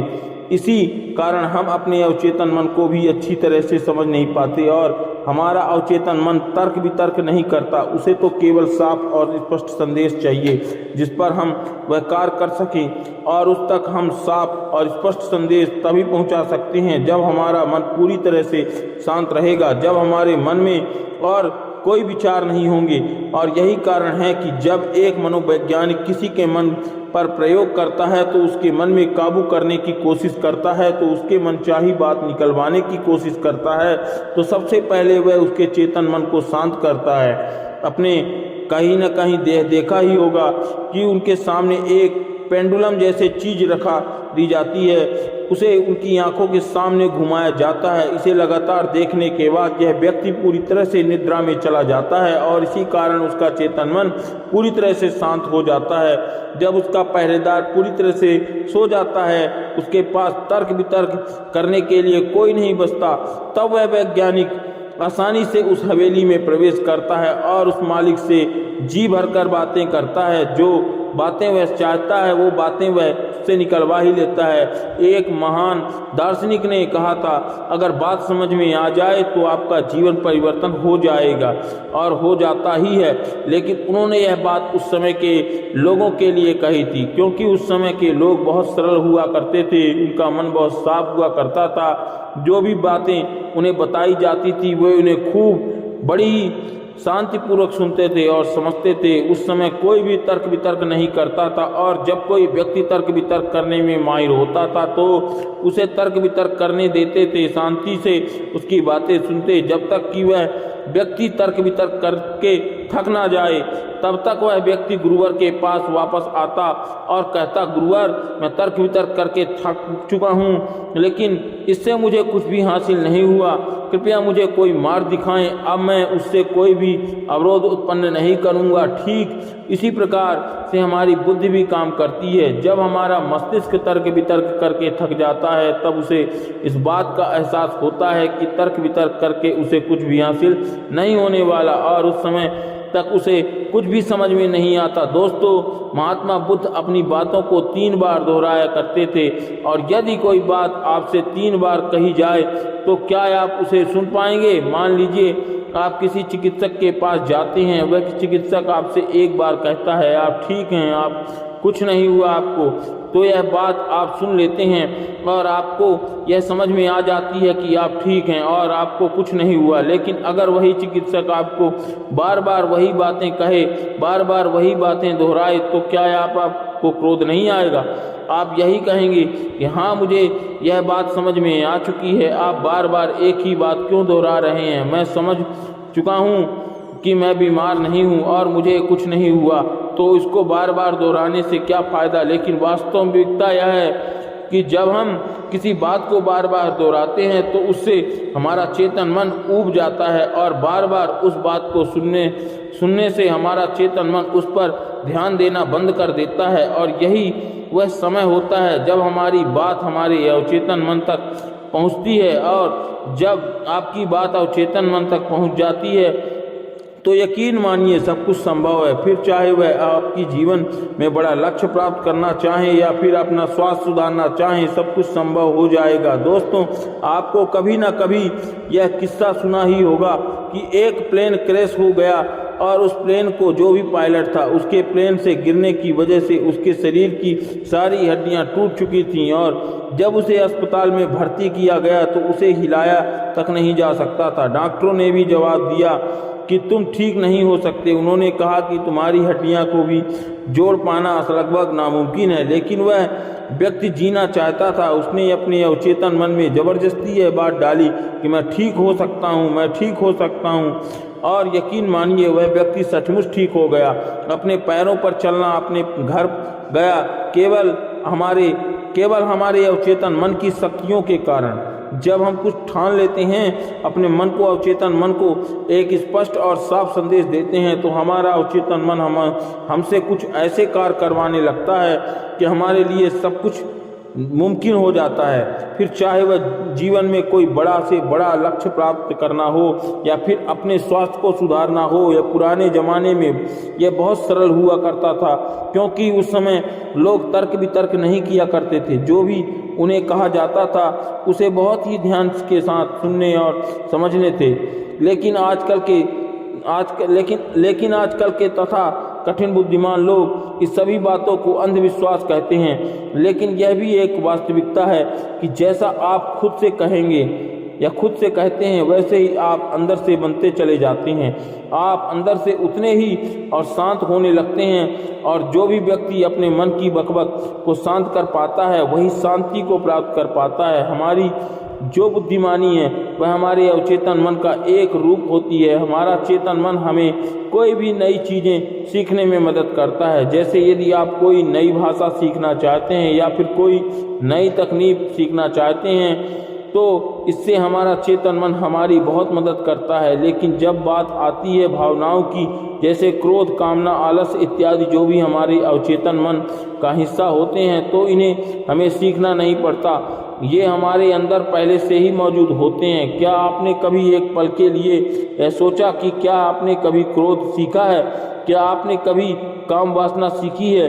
क्या आपने कभी आलस्य सीखा है? यदि आपको बचपन से ही किसी ऐसी जगह पर रखा जाए जहाँ कोई भी व्यक्ति ना हो, तब भी आपके भीतर यह सारे गुण आ ही जाएंगे, क्योंकि इसमें तो सिर्फ और सिर्फ हमारे अवचेतन मन का ही काम है।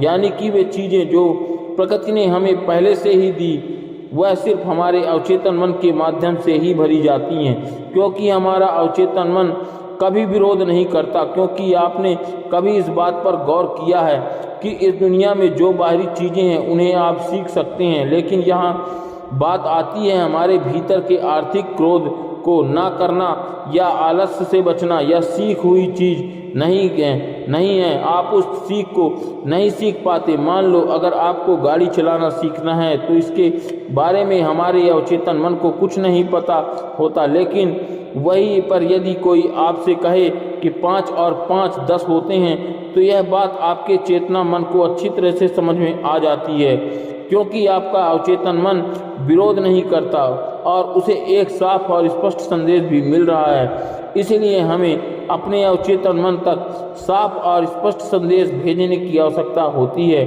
और यह तभी संभव होता है जब हमारा चेतन मन इससे आड़े न आए। तभी वह शिष्य उन गुरुवर से कहता है, हे गुरुवर, आखिर हम अपने अवचेतन मन को साफ और स्पष्ट संदेश क्यों नहीं भेज पाते? आखिर इसका क्या कारण है? इसका जवाब देते हुए गुरु शिष्य से कहते हैं, इसका पहला कारण यह है कि जब भी हम अपने अवचेतन मन को कोई सूचना पहुंचाने की कोशिश करते हैं, तो हमारा चेतन मन पहले से उसे तर्क वितर्क करता है। वह यह सब सोचता है कि इस जानकारी से हमें क्या लाभ होगा या हानि, और जब तक हम अपनी सूचना को सही और साफ तौर पर अपने अवचेतन मन तक नहीं पहुंचा पाते, तब तक वह हमारे लिए काम नहीं कर सकती। मान लीजिए कि आप ईश्वर के सामने हाथ जोड़कर खड़े हैं और उनके प्रार्थना कर रहे हैं, हे ईश्वर, मुझे एक अच्छी नौकरी मिल जाए, मैं अच्छी तरह से कामयाब हो जाऊं। इस दौरान हमारा चेतन मन सोचता है कि आखिर मुझे नौकरी मिल जाएगी और मैं कामयाब हो जाऊंगा, तो उसके बाद मैं क्या करूंगा? मैं ऐसा घर खरीद लूँगा, ऐसी गाड़ी खरीद लूँगा, अपने परिवार के लिए यह करूँगा, वह करूँगा, अपना खुद का व्यापार शुरू करूँगा। ऐसा कई प्रकार के विचार हमारे चेतन मन में उठने लगते हैं, और इसी कारण हम अपने अवचेतन मन तक साफ और स्पष्ट संदेश भेज ही नहीं पाते। और इसीलिए कहा जाता है कि ध्यान हमारे मन को शांत कर देता है। आपको अपने अवचेतन मन तक साफ और स्पष्ट संदेश भेजना ही होगा। अपने अवचेतन मन को अपने वश में करना ही होगा, और अपने अवचेतन मन को वश में करने के लिए आप यह एक तरीका अपना सकते हैं। अगर आपको कोई चीज़ पानी है, तो आपको उस चीज़ को मंत्र की तरह मन में दोहराना होगा, और ऐसा आपको करीब 28 दिन तक करना होगा। यदि इस दौरान आपने ऐसा कर दिया तो यह कह दिया तो कोई इसे फर्क नहीं पड़ने वाला, यह सब बेकार की बातें हैं, तो उनकी बातों पर यकीन मत कीजिएगा। क्योंकि यदि आप कोई बात मंत्र की तरह दोहराएंगे, तो वह मंत्र अर्थात वह बातें हमारे अवचेतन मन तक पहुंच जाती हैं और अवश्य पहुंचती हैं। और वो कार्य भी पूरा होता है। और एक बार यदि आपकी बात आपके अवचेतन मन तक पहुंच गई तो हम दुनिया की कोई भी चीज़ पा सकते हैं, हम किसी भी बड़े से बड़े लक्ष्य को हासिल कर सकते हैं। और इसके लिए आपको बस इतना ही करना है, जब भी आप रात को सोने जाएं बिस्तर पर, तो लेटने के बाद नींद आने से ठीक पहले आपको करीब 10 से 15 बार अपने मन को उस मंत्र को दोहराना है जो भी आप चाहते हैं, और ऐसा करते हुए आपको नींद में चले जाना है, क्योंकि हमारा अवचेतन मन कभी नहीं सोता। वह 24 घंटे 365 दिन आपके लिए लगातार काम करता रहता है, जबकि रात को सोते समय हमारा चेतन मन पूरी तरह से शांत होता है, वह सो जाता है। और यही वह समय है जब हमारा अवचेतन मन पूरी तरह से जागृत होता है। यह सबसे ज़्यादा शक्तिशाली होता है। रात को सोते वक्त जो भी बातें आप अपने मन में डालते हैं आप वैसे ही बनते चले जाते हैं। कभी आपने इस बात पर गौर किया है, जब भी आप रात को सोते वक्त कोई नकारात्मक बात या नकारात्मक जानकारी लेते हैं तो सुबह उठते ही आपको नकारात्मक विचार आते हैं, और वहीं पर यदि आप रात को सोते वक्त सकारात्मक जानकारी सकारात्मक बातें करते हैं तो अगले दिन सुबह आप बहुत ज़्यादा ताकतवर महसूस करते हैं। आपका दिन पहले से ज़्यादा अच्छा लगने लगता है, आप अब अच्छा महसूस कर पाते हैं। इसीलिए रात को सोते वक्त कभी भी अपने आप से नकारात्मक बातें ना करें। याद रहे, जब भी आप रात को सोने जाएं तो बिस्तर पर लेटने के बाद नींद आने से ठीक पहले आपको करीब 10 से 15 बार अपने मन को उस मंत्र को दोहराना है जो भी आप चाहते हैं, जो भी आपके मन में इच्छाएं हैं, जो आप करना चाहते हैं, और ऐसा करते हुए आपको नींद में चले जाना है। ऐसा बोलते हुए आपको गहरी निद्रा में चले जाना है। और इतना कहकर वह बूढ़ा बौद्ध भिक्षु शांत हो गया और वह शिष्य उन बौद्ध भिक्षु के चरणों में गिर पड़ा और कहने लगा, गुरुवर, ऐसा निर्मल और जीवन का सार्थक ज्ञान पाकर मैं धन्य हो गया। आपने जो भी मुझसे कहा उसे मैं अपने जीवन में जरूर अपना करूँगा और उस लक्ष्य को प्राप्त करूँगा और अपने जीवन को सार्थक बनाकर दिखाऊंगा।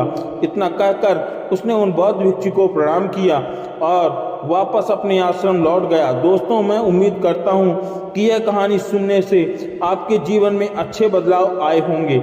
आपको इस वीडियो से क्या सीख मिलती है कमेंट में ज़रूर लिखिएगा, और आपको अगर ये वीडियो दिल छू गई हो तो इस वीडियो को लाइक कर देना, और यदि आपने अब तक इस चैनल को सब्सक्राइब नहीं किया है तो चैनल को सब्सक्राइब करना ना भूलिएगा। और ऐसे ज्ञानवर्धक वीडियो के लिए आप मेरे वीडियो को अवश्य देखें। धन्यवाद। दोस्तों, क्या आप जानते हैं कि आपकी सोच में इतनी ताकत है कि वह आपकी ज़िंदगी बदल सकती है। हाँ, सिर्फ 17 सेकंड में आप अपने सपनों को सच कर सकते हैं। यह कोई जादू नहीं बल्कि विज्ञान और ब्रह्मांडी ऊर्जा की एक शक्तिशाली तकनीक है जिसे मनी मैनिफेस्टेशन कहते हैं। इस वीडियो में हम आपको बॉब प्रोटर के बारे में बताएंगे कि मशहूर सीखों के जरिए समझ पाएंगे कि कैसे सही तरीके से सोचना और ब्रह्मांड को अपने विचार भेजना आपके जीवन को पूरी तरह बदल सकता है। यह वीडियो सिर्फ पैसे और दौलत तक सीमित नहीं है। यह वीडियो आपको सिखाएगा कि कैसे अपनी सोच को इसके सटीक और पॉजिटिव तरीके से इस्तेमाल करें कि ब्रह्मांड खुद आपकी हर इच्छा को पूरा करने लगे। तो अगर आप अपने सपनों को साकार करना चाहते हैं और उन बाधाओं को दूर करना चाहते हैं जो आपको सफलता से रोकती है तो इस वीडियो को अंत तक जरूर देखें। इसमें आपको 17 से थ्योरी और लॉ ऑफ द अट्रैक्शन के आसान और प्रभावी तरीके सीखने को मिलेंगे जिन्हें आप आज ही अपनी ज़िंदगी में लागू कर सकते हैं। चलिए शुरुआत करते हैं और जानते हैं कि कैसे आपकी सोच एक चुंबक की तरह काम करके वह सब कुछ आकर्षित कर सकती है जो आप चाहते हैं। बस 17 सेकंड का ध्यान और आपका जीवन बदल जाएगा। आखिरी 17 सेकंड ही क्यों, इसका महत्व समझ लेते हैं। दोस्तों, 17 सेकंड का नियम ब्रह्मांडी ऊर्जा और हमारी सोच की ताकत को समझाने का एक अद्भुत तरीका है। जब आप किसी एक विचार पर 17 सेकंड तक पूरी तरह से ध्यान केंद्रित करते हैं तो वह विचार एक मजबूत ऊर्जा कंपन वाइब्रेशन उत्पन्न करता है। यह कंपन ब्रह्मांड में फैलता है और वहां से आपके विचार के अनुरूप ऊर्जा को आकर्षित करता है और शुरू कर देता है। लेकिन सवाल यह है कि 17 सेकंड ही क्यों? इसका कारण यह है कि हमारा मस्तिष्क किसी भी विचार पर ध्यान केंद्रित करते समय एक ऊर्जा पैदा करता है, लेकिन उस ऊर्जा को प्रभावी बनाने के लिए एक न्यूनतम समय चाहिए। वैज्ञानिक और आध्यात्मिक मान्यताओं के अनुसार 17 सेकंड वह समय है जब आपका विचार इतना शक्तिशाली बन जाता है कि वह हमारे ब्रह्मांडी ऊर्जा के स्तर से जुड़ सके। यह ठीक वैसा ही है जैसे एक मोमबत्ती जलाने के लिए आग की लौ को कुछ सेकंड तक स्थिर रखना पड़ता है। अगर आप बार बार लौ हटाते रहेंगे तो मोमबत्ती नहीं जलेगी। उसी तरह अगर आप किसी विचार पर 17 सेकंड तक ध्यान केंद्रित नहीं करते हैं तो वह विचार ब्रह्मांड तक अपनी पूरी ताकत से नहीं पहुंच पाता। इस नियम का मतलब यह भी है कि आपकी सोच में जितनी स्पष्टता और गहराइयाँ होगी उतनी ही जल्दी ब्रह्मांड आपकी इच्छाओं को हकीकत में बदलने के लिए सक्रिय होगा। यही वजह है कि 17 सेकंड तक सोचने का नियम ध्यान और ऊर्जा संतुलन का सबसे महत्वपूर्ण हिस्सा है। 17 सेकंड की शक्ति पर आधारित यह सिद्धांत न केवल हमारे जीवन को बदलने की क्षमता रखता है, बल्कि यह हमें समझने में भी मदद करता है हमारे विचार और विश्वास कितनी बड़ी ताकत रखते हैं। यह सिद्धांत हमें इस बात का एहसास दिलाता है कि अगर हम अपनी सोच को पूरी तरह से नियंत्रित कर लें और उसे सकारात्मक दिशा में केंद्रित कर लें तो हम अपनी दुनिया को बदल सकते हैं। जब हम अपने दिमाग में किसी एक विचार पर 17 सेकंड तक ध्यान केंद्रित करते हैं तो वह विचार हमारी ऊर्जा में बदल जाता है और फिर ब्रह्मांड उस विचार के अनुरूप घटनाओं पर परिस्थितियों को उत्पन्न करता है। यह सोच कि आपके विचार की आपकी वास्तविकता बनते हैं शायद आजकल काफ़ी आम हो गई है, लेकिन इसका सचमुच बहुत गहरा असर है। यही वह विचार है जिस पर हम ध्यान केंद्रित करके, क्योंकि अगर आप समझ सकें कि आपकी सोच के भीतर शक्ति है तो आप अपने जीवन में कभी भी बदलाव ला सकते हैं। आपके पास केवल आपकी सोच को नियंत्रित करने की क्षमता होना चाहिए और फिर आप किसी भी स्थिति में सकारात्मक बदलाव ला सकते हैं। आपने कभी महसूस किया है कि जब आप किसी लक्ष्य के बारे में सोचते हैं तो अचानक से एक ऐसे अवसर सामने आने लगते हैं जिनसे वह लक्ष्य पूरा हो सकता है? यह बस एक संयोग नहीं है, बल्कि यह एक वास्तविक प्रक्रिया है जिसे लॉ ऑफ अट्रैक्शन कहते हैं। इस प्रक्रिया के तहत जैसे ही आप किसी इच्छा या लक्ष्य पर ध्यान केंद्रित करते हैं आप उस ऊर्जा को ब्रह्मांड में भेजते हैं और ब्रह्मांड उसे आपके लिए प्रकट करता है। तो 17 सेकंड का समय इस प्रक्रिया को शुरू करने के लिए बहुत महत्वपूर्ण है। जब आप अपने मन को पूरी तरह से किसी एक विचार पर केंद्रित करते हैं तो वह विचार आपके जीवन में घटित होने की दिशा में पहला कदम होता है। इस सिद्धांत को समझने के लिए सबसे पहले यह समझना जरूरी है कि हमारी सोच ऊर्जा के रूप में कार्य करती है और हर विचार, चाहे वह सकारात्मक हो या नकारात्मक हो, एक प्रकार की ऊर्जा उत्पन्न करता है। जब हम किसी प्रकार सकारात्मक विचार पर ध्यान केंद्रित करते हैं तो वह ऊर्जा ब्रह्मांड में जाती है और उसी तरह की ऊर्जा को आकर्षित करती है। जब आप 17 सेकंड तक इस ऊर्जा को बनाए रखते हैं तो वह ऊर्जा एक चुम्बक की तरह काम करती है। यह आपके जीवन में वही चीज़ें आकर्षित करती है जो आप चाहते हैं। उदाहरण के लिए मान लीजिए कि आप किसी नए घर के बारे में सोच रहे हैं तो पहले तो आपके दिमाग में सिर्फ वह कल्पना आएगी, लेकिन जब आप उस कल्पना को 17 सेकंड तक ध्यानपूर्वक महसूस करेंगे तो जैसे कि आप वास्तव में उस घर में रह रहे हैं, उसके हर एक कमरे को देख रहे हैं, उसकी खुशबू महसूस कर रहे हैं और यह सोच रहे हैं कि आपके पास वह सब कुछ है जो आपने हमेशा चाहा है। तो इस प्रक्रिया में न केवल आपका दिमाग बल्कि आपका पूरा शरीर भी उस ऊर्जा में डूब जाता है।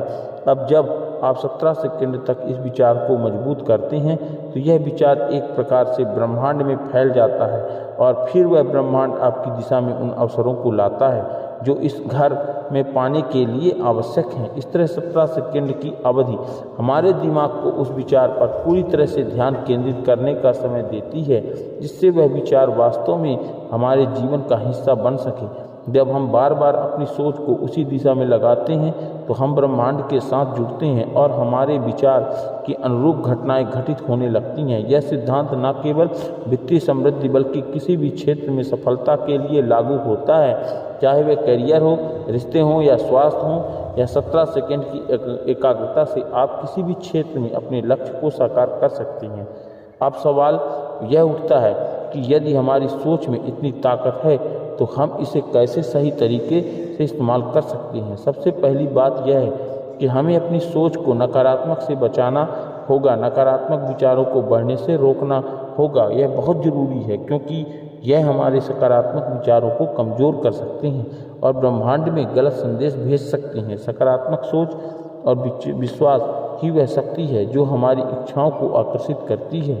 इसलिए अगर हम इस 17 सेकंड के लिए सकारात्मक सोच पर ध्यान केंद्रित करते हैं तो हम उस ऊर्जा को सक्रिय कर रहे होते हैं जो हमें हमारे लक्ष्य की ओर अग्रसर करने में मदद करती है। यह सिद्धांत सिर्फ मानसिक शक्ति तक सीमित नहीं है, यह हमारे जीवन में हर पहलू को प्रभावित करता है। जब हम अपनी सोच को नियंत्रित करते हैं और सकारात्मक दिशा में बदलाव लाते हैं तो वह हमारी मानसिक स्थिति, भावनाओं और यहाँ तक कि शारीरिक स्वास्थ्य को भी प्रभावित करता है। मन और शरीर के बीच गहरा संबंध होता है। जब हमारा दिमाग सकारात्मक विचारों से भरा होता है तो हमारा शरीर भी उसी सकारात्मक ऊर्जा को महसूस करता है जो हमारे शरीर और मानसिक स्वास्थ्य को बेहतर बनाता है। इसे आप मेडिटेशन यानी ध्यान के माध्यम से भी कर सकते हैं। 17 सेकंड ध्यान की विधि बेहद सरल और प्रभावशाली है। यह विधि आपको अपने विचार को सकारात्मक दिशा में केंद्रित करने और ब्रह्मांड से जुड़ने में मदद करती है। इसे सही तरीके से अपनाने के लिए निम्नलिखित कदमों का पालन करना जरूरी है। पहला स्थान चुनें। सबसे पहले एक शांत और आरामदायक स्थान चुनें जहां आप बिना किसी विघ्न के ध्यान कर सकें। यह स्थान ऐसी जगह होना चाहिए जहां आप आराम से बैठ सकें और पूरी तरह से ध्यान केंद्रित कर सकें। दूसरा, आराम से बैठ ध्यान करके समय अपने शरीर को पूरी तरह से आरामदायक स्थिति में रखें। आप पद्मासन, सुखासन या किसी भी आरामदायक मुद्रा में बैठ सकते हैं। आपकी पीठ सीधी होनी चाहिए और शरीर में कोई भी तनाव नहीं होना चाहिए। तीसरा, सांसों पर ध्यान केंद्रित करें और अपनी आंखें बंद करें और अपनी सांसों पर ध्यान केंद्रित करें। गहरी और धीमी श्वास लें और श्वास के भीतर और बाहर जाने की प्रक्रिया को महसूस करें। इससे आपका मन शांत होगा और आप ध्यान की अवस्था में प्रवेश करेंगे। चौथा, विचार में स्पष्ट रूप से महसूस करें और अब अपने मन में उस चीज़ का लक्ष्य को स्पष्ट रूप से महसूस करें जिसे आप प्राप्त करना चाहते हैं। इसे इस तरह से सोचें जैसे वह पहले से ही आपके पास है। उदाहरण के लिए, यदि आपका लक्ष्य सफलता है तो आप वह क्षण महसूस करें जब आप सफलता को अपने जीवन में अनुभव कर रहे हो, उसे महसूस कर रहे हो जैसे वह हकीकत हो। पाँचवा, 17 सेकंड तक ध्यान केंद्रित रखें। अब अपनी सोच को पूरी तरह से उस विचार में केंद्रित करें और उसे 17 सेकंड तक महसूस करने की कोशिश करें। यह समय बहुत छोटा है लेकिन इस दौरान आपको अपने लक्ष्य या इच्छा को पूरा तरह से महसूस करना होगा। छठवां, ध्यान में रुकावट न आने दें। आठवां, अगर आपका मन भटकने लगे तो धीरे धीरे अपनी सांसों पर ध्यान वापस लाएं और फिर से उस लक्ष्य या विचार पर ध्यान केंद्रित करें। हर बार जब आपका मन भटकता है तो उसी शांति से वापस लौटकर 17 सेकंड के भीतर अपने लक्ष्य पर ध्यान केंद्रित करें। सातवां, शांति और आभार महसूस करें। जब 17वां सेकंड खत्म हो जाए तो अपने श्वास पर ध्यान केंद्रित करें और महसूस करें कि आपने उस लक्ष्य को ब्रह्मांड तक पहुंचा दिया है। इस प्रक्रिया के आधार पर आभार और शांति की भावना महसूस करें कि आपने यह ध्यान पूरी तरह से किया है। आठवां, समाप्ति। ध्यान को समाप्त करने के बाद धीरे धीरे अपनी आंखें खोलें और अपने शरीर को हल्का महसूस करें। आप पाएंगे कि यह विधि आपके मानसिक संतुलन और शांति को बढ़ाने में मदद करती है। यह विधि जितनी सरल है उतनी ही शक्तिशाली भी है। जब आप इसे नियमित रूप से अपनाते हैं तो यह आपके जीवन में सकारात्मक बदलाव लाने में सक्षम होती है। 17वां सेकंड तक सही और स्पष्ट रूप से सोचने से आप अपनी इच्छाओं को ब्रह्मांड में भेज सकते हैं और उन्हें वास्तविकता में बदलने का रास्ता तैयार कर सकते हैं। दोस्तों, 17 सेकंड की शक्ति का सिद्धांत एक गहरी और विचारशील प्रक्रिया है जो हमारी सोच, विश्वास और मानसिक को सकारात्मक दिशा में प्रभावित करता है। यह सिद्धांत हमें यह समझने में मदद करता है कि हमारी इच्छाएं और उद्देश्य केवल विचार नहीं होते बल्कि वे हमारी मानसिक ऊर्जा का परिणाम होते हैं जो हमें ब्रह्मांड से मिलने वाले संकेतों और अवसरों के रूप में हमारे जीवन में घटित होते हैं। इस सिद्धांत को समझने के बाद हम यह महसूस करते हैं कि हमें अपने विचार को सही तरीके से नियंत्रित करना है केंद्रित करने की ज़रूरत है ताकि हम अपने जीवन में बदलाव और सफलता ला सकें। इस सिद्धांत को बेहतर तरीके से समझाने के लिए हमें इस वैज्ञानिक दृष्टिकोण से जोड़ने की आवश्यकता है ताकि हम यह समझ सकें कि हमें 17 सेकंड का समय इतना प्रभावशाली है। विज्ञान की दृष्टि से मानसिक मस्तिष्क अत्यधिक जटिल होता है और यह लगातार विचारों और भावनाओं के मध्य विद्युत सेकंडों और संकेतों का आदान प्रदान करता है। जब हम किसी विचार पर ध्यान केंद्रित करते हैं तो हमारे मस्तिष्क के न्यूरॉन्स एक साथ सक्रिय होते हैं और एक निश्चित दिशा में संकेत भेजते हैं। यह प्रक्रिया एक प्रकार से मानसिक ऊर्जा का निर्माण करती है। इस मानसिक ऊर्जा को हम माइंडफुल कह सकते हैं, जो एक वैज्ञानिक रूप से प्रमाणित किया प्रक्रिया है। यह ध्यान और संजना अपमकार प्रणाली को एक साथ जोड़ती है। 17 सेकंड का समय इस संदर्भ में महत्वपूर्ण है क्योंकि इस समय में मस्तिष्क को किसी प्रकार पूरी तरह से ध्यान केंद्रित करने और उसे अपने शारीरिक स्तर पर महसूस करने का अवसर मिलता है। वैज्ञानिक शोध से यह भी साबित हुआ है कि मस्तिष्क में हर बार जब हम किसी विशेष विचार पर ध्यान केंद्रित करते हैं तो हम उसे अपनी वास्तविकता में परिवर्तित करने की दिशा में कदम बढ़ाते हैं। इस प्रक्रिया में सिनेस्टिक प्लास्टिसिटी का महत्वपूर्ण योगदान होता है। जब आप किसी विचार पर ध्यान केंद्रित करते हैं तो यह अपनी मस्तिष्क के न्यूरॉन कनेक्शनों को बदलता है। इससे उस विचार के साथ जुड़ी नई वास्तविक बनती है। और उदाहरण के लिए, जब आप सकारात्मक रूप से सोचते हैं, जैसे मैं अपनी नौकरी में सफलता प्राप्त करता हूं, तो आप अपने मस्तिष्क के उन हिस्सों को सक्रिय करते हैं जो आत्मविश्वास, लक्ष्य निर्धारण और निर्णय लेने से संबंधित होते हैं। यदि आप इस विचार पर 17 सेकंड तक ध्यान केंद्रित करते हैं तो आप अपने मस्तिष्क में सकारात्मक परिवर्तन शुरू करते हैं। इससे अपने आत्मविश्वास और कार्य क्षमता में सुधार होता है। यह प्रक्रिया आपके मस्तिष्क के संज्ञानात्मक संरचना को मजबूत बनाती है, जिससे आप अपने लक्ष्य को प्राप्त करने के लिए आवश्यक कदम उठाने में सक्षम होते हैं। इस सिद्धांत के पीछे एक गहरी मानसिक प्रक्रिया है जिसे हम प्रायः अनदेखा कर देते हैं। हमारी सोच में जो कुछ भी हम मानते हैं और जिस पर हम ध्यान केंद्रित करते हैं वही हमारी वास्तविकता बन जाता है।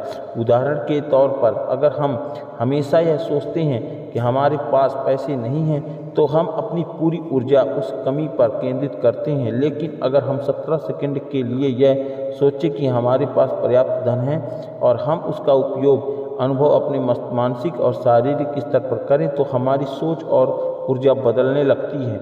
यही वह प्रक्रिया है जो हमारी वास्तविकता को बदलने की दिशा में काम करती है। मान लीजिए कि आप एक नए घर के बारे में सोच रहे हैं। पहले आप सिर्फ इस बात की कल्पना करते हैं, आप एक नए घर में रहना चाहते हैं। लेकिन यदि आप उस कल्पना को 17 सेकंड के लिए अपने दिमाग में पूरी तरह से महसूस करते हैं, जैसे कि आप उस घर में रहते हैं, उसकी हर एक दीवार, हर एक रंग, हर एक कमरे को महसूस करते हैं, तो आपके दिमाग में यह विचार पूरी तरह से वास्तविक अस्तित्व में आ जाता है।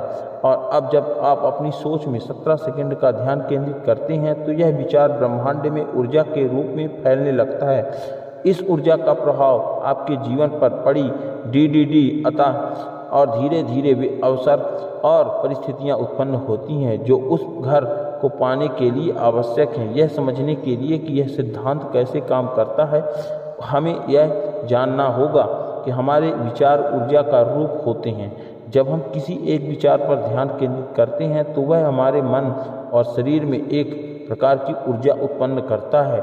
इस ऊर्जा का प्रभाव हमारे आसपास के वातावरण पर बड़ी डीडीए चला देता है और हम उन अवसरों और घटनाओं के संपर्क में आते हैं जो उस विचार को वास्तविक में बदलने में हमारी मदद करती है। एक और उदाहरण लेते हैं। मान लीजिए कि आप एक व्यवसाय शुरू करना चाहते हैं। पहले तो यह सिर्फ एक विचार होता है, लेकिन जब आप इस विचार पर लगातार 17 सेकंड के लिए ध्यान केंद्रित करते हैं तो आप महसूस करने लगते हैं कि आपके पास वह सब कुछ है जो आपको व्यवसाय शुरू करने के लिए चाहिए। अगर आप यह सोचने लगते हैं कि आपके पास अच्छे संपर्क हैं, आपके पास सही कौशल है और सबसे महत्वपूर्ण बात यह है कि अगर आप मानसिक रूप से तैयार हैं अब जब आप इस सोच को पूरी तरह से आत्मसात कर लेते हैं तो यह विचार आपके जीवन में वास्तविकता बन जाता है। आपको व्यवसाय के अवसरों मिलने लगते हैं और आप अपने लक्ष्य की दिशा में एक कदम और बढ़ने लगते हैं। यह सिद्धांत केवल आपके वित्तीय या भौतिक लक्ष्यों तक सीमित नहीं है, बल्कि यह मानसिक, शारीरिक और भावनात्मक स्वास्थ्य को भी प्रभावित करता है। अगर आप किसी बीमारी से उभरने का प्रयास कर रहे हैं तो 17 सेकंडों के लिए यह महसूस करना है कि आप पूरी तरह से स्वस्थ हैं, आपके शरीर में सकारात्मक परिवर्तन ला सकता है। जब आप अपने स्वास्थ्य के बारे में सकारात्मक सोच रखते हैं तो आप अपना शरीर उस सकारात्मक ऊर्जा को महसूस करता है और यह प्रक्रिया आपके स्वास्थ्य को सुधारने में मदद करती है। इस प्रकार हमारी सोच न केवल हमारे बाहरी संसार को बल्कि हमारे भीतर के संसार को भी बदल सकती है।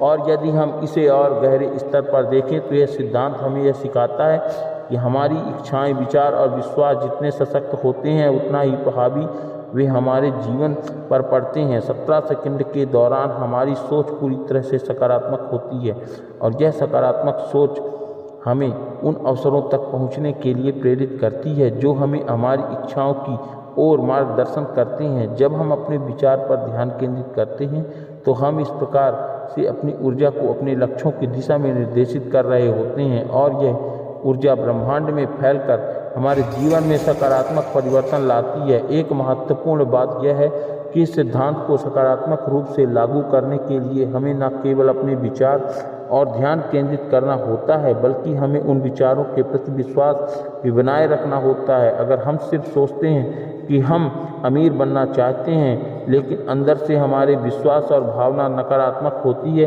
तो यह प्रक्रिया उतनी प्रभावित नहीं हो पाती। जब हम 17 सेकंड तक किसी विचार पर ध्यान केंद्रित करते हैं तो हमें यह विश्वास भी रखना होता है कि यह विचार सही दिशा में काम कर रहा है और ब्रह्मांड हमारे लिए अवसर उत्पन्न करने लगेगा। यह यहाँ पर समझना होगा और ज़रूरी भी है कि जब हम सकारात्मक विचारों को मन में लाते हैं तो न केवल हमारे दिमाग को प्रभावित करता है बल्कि हमारे आसपास के वातावरण में भी बदलाव लाता है। यह बदलाव उस समय दिख सकता है जब हम अपने लक्ष्य के प्रति समर्पित होते हैं और उन बदलावों के लिए तैयार होते हैं। उदाहरण के लिए, यदि हम एक सकारात्मक 17 सेकंड तक ध्यान केंद्रित करते हैं तो हो सकता है कि आपके अचानक किसी व्यक्ति से मुलाकात हो, आपके लिए नए अवसर लाता है या आपके पास उन कदमों को उठाने का विचार आ जाए जो आपके लक्ष्यों को साकार करने में मदद करे। सकारात्मक सोच के इस प्रभाव को समझने के लिए हमें बाद में यह देख सकते हैं कि जब हम अपने जीवन में किसी तरह के बदलाव की शुरुआत करना चाहते हैं तो हमें पहले अपनी मानसिकता को बदलने की आवश्यकता हो जाती है। अगर हम अपनी सोच को नकारात्मक से सकारात्मक दिशा में मोड़ सकते हैं तो हम अपनी इच्छाओं को आकर्षित करने में सक्षम होंगे। इसीलिए 17 सेकंड का समय हमारे जीवन में किसी भी प्रकार की सकारात्मक सोच और ऊर्जा उत्पन्न करने के लिए पर्याप्त होता है। यह वह समय है हमें अपने विचारों को पूरी तरह से समझने के लिए और केंद्रित करने और ब्रह्मांड में उन विचारों को भेजने का मौका देता है जो हमें हमारी इच्छाओं के करीब ले जाता है। जब हम इस प्रक्रिया को अपनाते हैं तो हम यह पाते हैं कि हमारे जीवन में धीरे धीरे ऐसे अवसर और घटनाएं घटित होने लगती हैं जो हमें हमारे लक्ष्यों की दिशा में अग्रसर करती हैं। 17 सेकंड का ध्यान केंद्रित समय तक न केवल हमारे विचारों को सक्रिय करता है बल्कि यह हमारी भावनाओं को और विश्वासों को भी प्रभावित करता है। जब हम किसी सकारात्मक विचार और ध्यान केंद्रित करते हैं तो हम उस विचारों के प्रति अपने विश्वास को मजबूत करते हैं और यह विश्वास हमें हमारी सफलता की दिशा में एक कदम और आगे बढ़ाता है। दोस्तों, मुझे उम्मीद है कि आज की इस वीडियो में आपने बहुत कुछ सीखा होगा और अगर वीडियो अच्छी लगी हो तो लाइक ज़रूर करें और अगर आप हमारे चैनल पर नए हैं तो हमारे चैनल को सब्सक्राइब करना ना भूलें। सब्सक्राइब ज़रूर करें, साथ ही बेल आइकन और को ज़रूर ऑन करें ताकि हमारी अच्छी जो वीडियो हैं, ज्ञानवर्धक वीडियो हैं, वो आप तक पहुंच सकें और उससे कुछ आपको लाभ प्राप्त हो सके। और आपको बहुत बहुत धन्यवाद, आपको तहे दिल से धन्यवाद।